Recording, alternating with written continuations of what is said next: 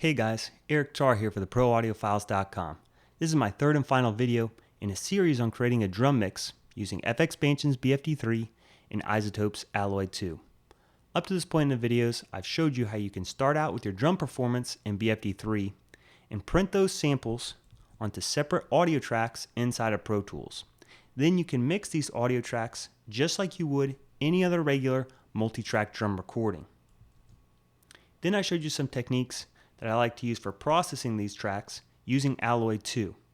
Hopefully I was able to demonstrate that this plugin Alloy 2 is a one-stop shop, all-inclusive plugin that can accomplish almost any kind of processing you'd ever want to do on the individual tracks. In this video, I'm going to move on and talk about bus processing in your drum mix. Again, I want to show you that Alloy 2 is another great plugin to use here.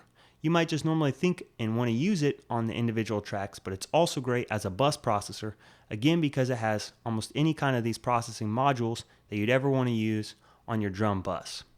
So let's get to it. I'm going to go ahead and create my stereo aux track as my drum bus right here.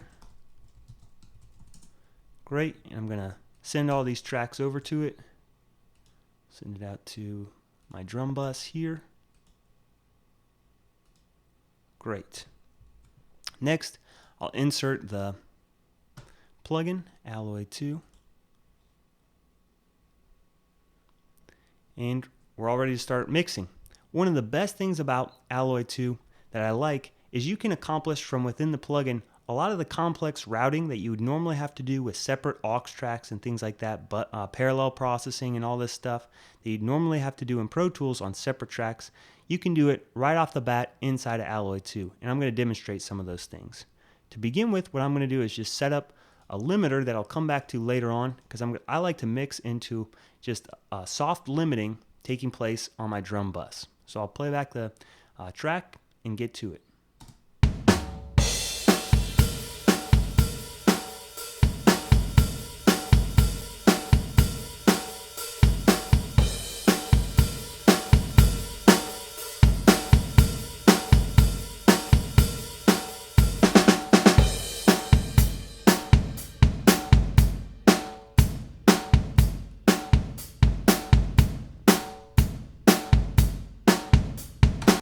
Now the limiter is going to be the last thing in my signal chain to make sure I'm not clipping at any point, no matter what kind of processing I'm doing. I'll come back later on and make some adjustments, but I actually like to have it already open so that I can mix into it and try out different things that way. So let's get going back at the beginning of the signal chain there. If I want to go in and I want to change the order of these things, I can pull up the graph. All right. What I want to do is initially start off with some dynamics processing and transient shaping. So I'm just going to bring over my dynamics processor here to begin with and pull over this one. I'm actually going to use the EQ then and then go into my exciter. All right. We'll look at this again later on. So first up, we got dynamics 1. Here I'm going to be doing very low ratio compression. So just a 2-to-1 ratio. And what I'm even going to do is use my mix control so that it's almost like it's doing parallel compression. All right. So let's get this in action.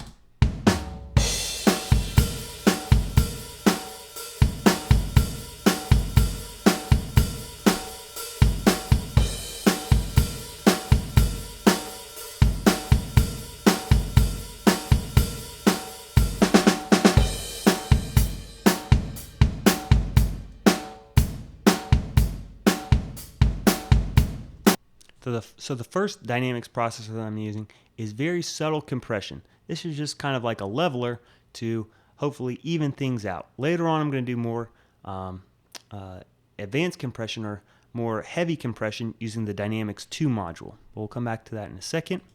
Come up here to the Transient module, that was next. Put it in.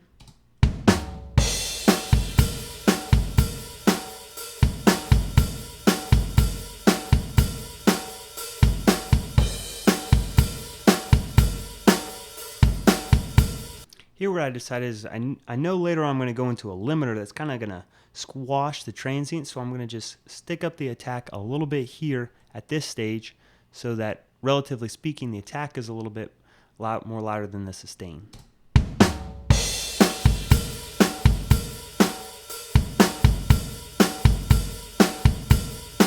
Alright, next up is my equalizer. Here I'm going to start out, I'm going to cut down here with a low shelf, take out a little bit of the low end. That's one thing you always have to watch out for whenever you're mixing. You don't want to have too much low end because it's only going to throw off your dynamics processors, especially something like a limiter. And most people can't hear the frequencies in this range anyway, so you might as well just back them off a little bit.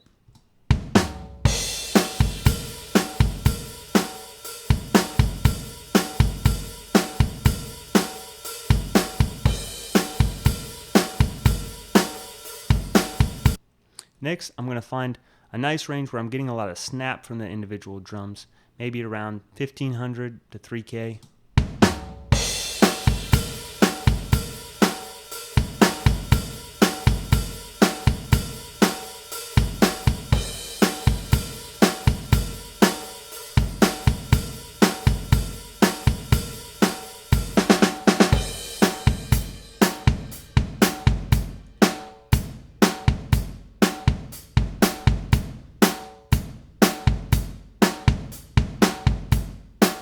Alright, I'm going to see if there's anything up here with a narrow Q regarding my cymbals that's sounding too harsh and see if I need to back that off.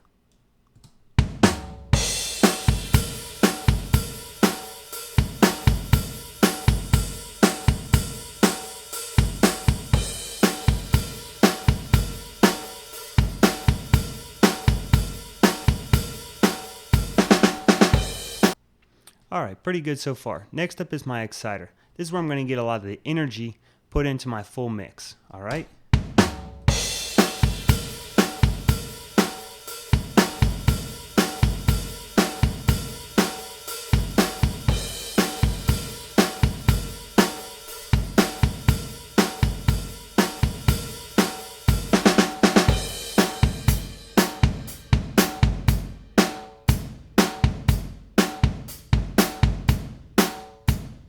Kind of like what tube and tape are doing.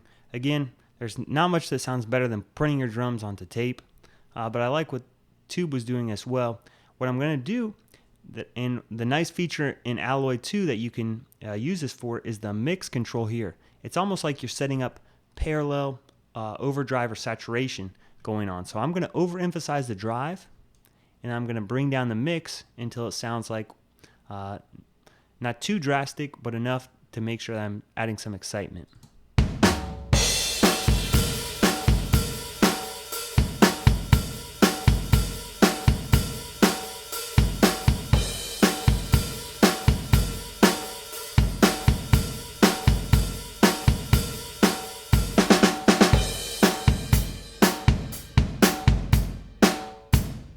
Alright, last up then is my Dynamics 2. It's after the exciter. This is going to be the last thing I'm really going to use before I get into my limiter. I don't need to DS at this point. Again, the first dynamic section that I had, very slight compression. Now I'm going to overdo it, kind of like what I was doing with the exciter. Overdo the compression and then use the mix control to back it off a little bit. Now I've got the parallel compression that you normally want to think of doing on your drum mix.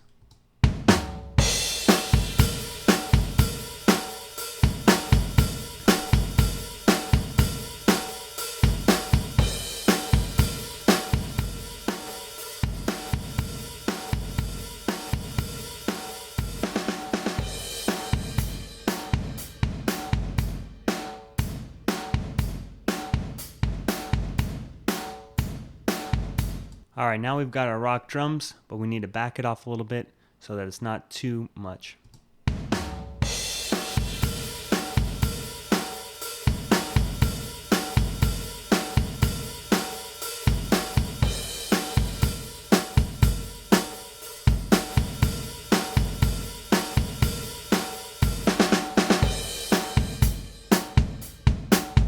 Without any processing.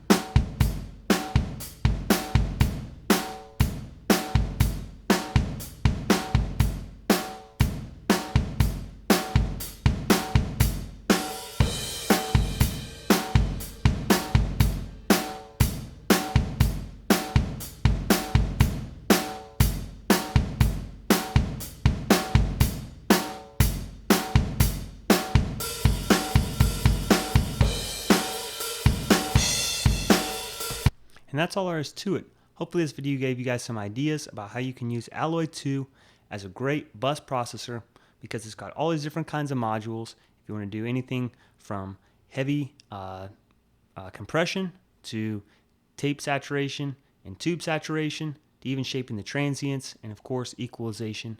This is a great plugin to use not only on individual channels but also on your drum mix. Take care, guys.